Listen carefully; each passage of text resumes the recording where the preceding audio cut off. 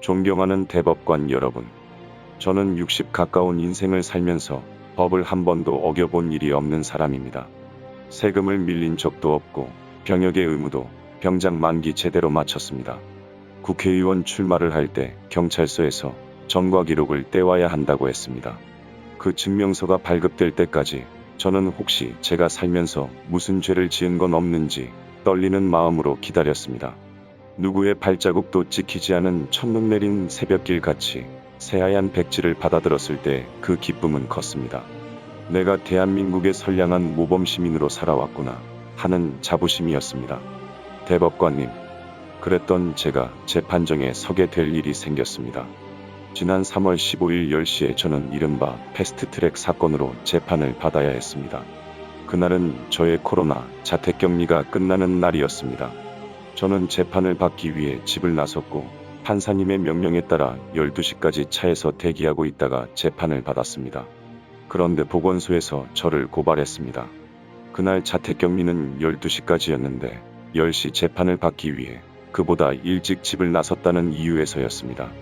저는 그 사건으로 이제 전과자가 될 위기에 처해 있습니다. 그 결과가 어떻게 되든 저는 사법당국의 현명한 판단에 따를 것입니다. 우리나라 최고의 양심인 대법관 여러분, 저는 우리나라를 자유민주주의 국가로 만드는 수많은 법률 가운데 가장 중요한 한 가지 법조문을 찾으라면 공직선거법 225조를 꼽겠습니다. 선거무효 소송은 다른 쟁송에 우선하여 180일 안에 처리하여야 한다. 바로 이 한 가지 조항 때문에 우리는 북한 독재체제와 다른 자유민주국가에서 생활할 수 있습니다. 국가의 힘은 국민에게서 나오고 국민이 그 힘을 주는 유일한 절차는 공정하고 투명한 선거에 있습니다. 그 선거에 문제가 있다고 느낀다면 주저 말고 이의를 제기하라. 그러면 국가는 가장 똑똑하고 믿을 만한 대법관들로 하여금 가장 빠른 시일 안에 처리하도록 하겠다. 이렇게 해서 우리 대한민국의 자유와 민주주의, 법치는 굳건하게 지켜질 수 있었습니다. 존경하는 대법관님, 이 중요한 법조문은 여기 앉아 계시는 대법관님들에 대한 법의 명령입니다. 대한민국의 자유민주주의 체제를 지키는 가장 큰 의무를 여러분들의 어깨 위에 내린 것입니다. 그런데 과연 여러분은 국가가 부여한 그 숭고하고 중차대한 의무에 충실하고 계십니까?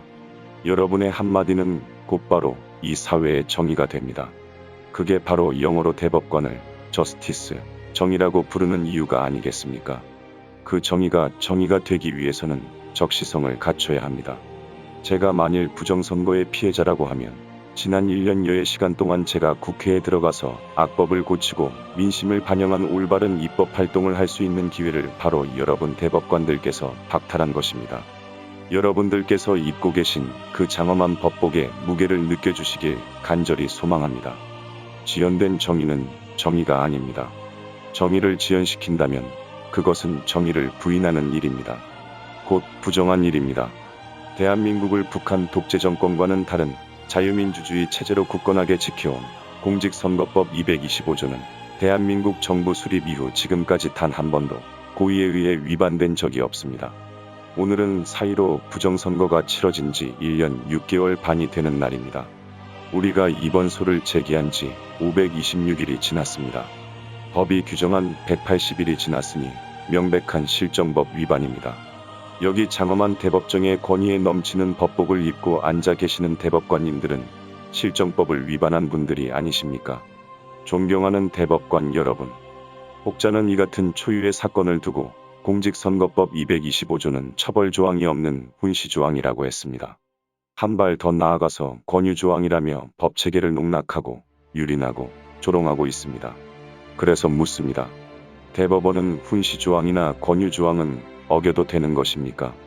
육법전서의 어느 조항이 대법원은 훈시조항은 어겨도 된다고 가르치고 있습니까?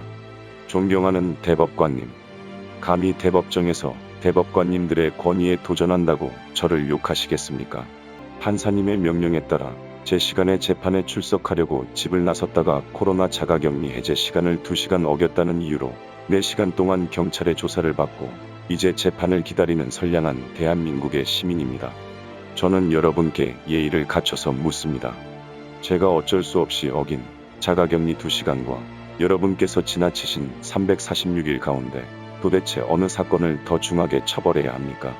그 2시간의 범법으로 제가 처벌을 받는다면 여러분은 편안하게 그 자리에 앉아 계실 수 있겠습니까? 여러분이 지나보낸 지난 1년 가까운 범법의 시간이 대한민국의 자유민주주의를 수십 년 후퇴시켰다고 저는 감히 주장합니다. 존경하는 대법관님, 얼마 전 파이낸스 투데이가 부정선거와 관련된 여론조사를 실시했습니다. 그 결과를 보면 충격적인 내용이 많습니다. 주요 언론이 숨죽인 듯 마치 전쟁터의 지뢰를 피하듯 부정선거 관련 보도를 회피하고 있는 속에서도 전체 국민의 3분의 1에 가까운 32.3%가 부정선거가 있었다고 믿는다고 답했습니다. 저에게 더 큰 충격을 준 설문은 그 다음에 있었습니다. 이번 사이로 부정선거의 가장 큰 증거가 무엇이냐고 물었을 때 첫 번째는 63대 36 같은 비정상적인 통계 수치였고, 두 번째 증거는 바로 대법원이 현행법을 어기고 판결을 하지 않고 있는 것이라고 했습니다. 현 정부가 부정선거에 관여하지 않았다면 법에 명시된 재판 시한을 대법원이 어길 일이 있겠느냐. 대법원이 판결을 1년 반이나 미루고 있는 것을 보면 부정선거였던 것이 틀림없다는 생각을 국민들께서 하고 계십니다. 존경하는 대법관 여러분 가운데 세 분께서 23시간 동안 뜬 눈으로 지켜보시고 부장판사님들을 비롯한 대법원 직원 여러분께서 직접 한 장 한 장 손으로 쓴 지난 6.28 재검표에서 무려 300장의 표가 제 표에 더해졌습니다. 전적의 표기로 샜기 때문에 단 한 장의 오차도 없을 것이라던 중앙선관위에 비상이 걸렸습니다.